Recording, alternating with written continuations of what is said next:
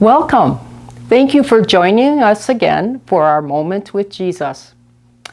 Has your mother or dad ever said to you, "You are the apple of my eye"? That seems kind of strange, doesn't it? You are not an apple in their eye, are you? You're not like this, are you? You see the apple in the eye? No. That isn't what they meant, was it? Not at all. No, what they were talking about is that when they look at you and they remember you, anytime during the day, you are so precious to them. You are so precious to them that they want to be with you and protect you and show their love for you all the time. So when you look at an eye like this, you see a big black circle in the middle. That big black circle is called the pupil of your eye. And that part of your eye is the most precious. That's often called the apple of an eye. It's the most precious part of the eye because we want to protect it. Because if that gets damaged, we won't be able to see.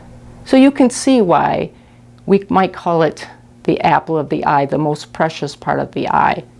Well, there was one time a king named David. So David was a very trusting king. He trusted God.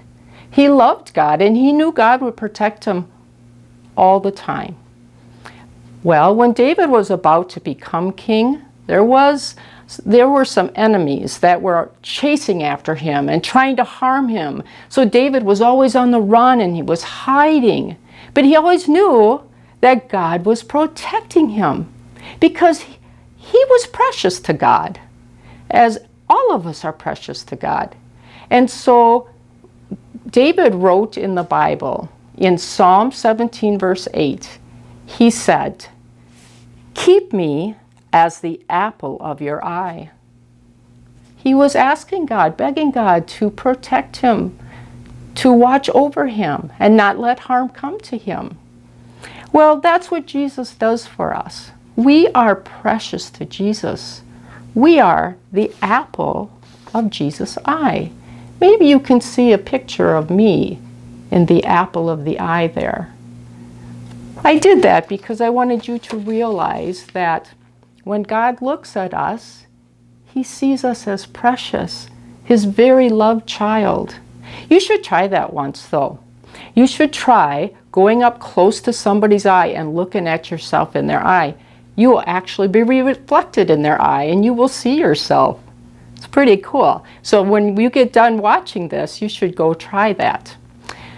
But that is the thing we want to remember always, is that we are the apple of Jesus' eye. We are precious in his sight, and he is always watching over us.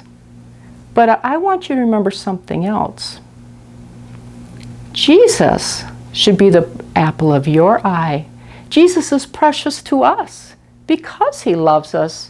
He died on the cross to save us. He is most precious to us. Now, how can you keep Jesus, the apple of your eye, precious in your sight? Well, when you go to church on Sunday, you're hearing about Jesus and you're remembering him and all that he has done, how he loves you. When you go to Sunday school, you hear about Jesus. Your Sunday school teachers tell you about him. Maybe at home, before you go to bed, Mom and Dad read you a Bible story. What a wonderful time to learn about Jesus when we're getting all quiet and ready for bed.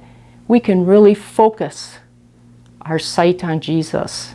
He is precious to us. So let's remember, children, Jesus is always watching over you. You are the apple of his eye.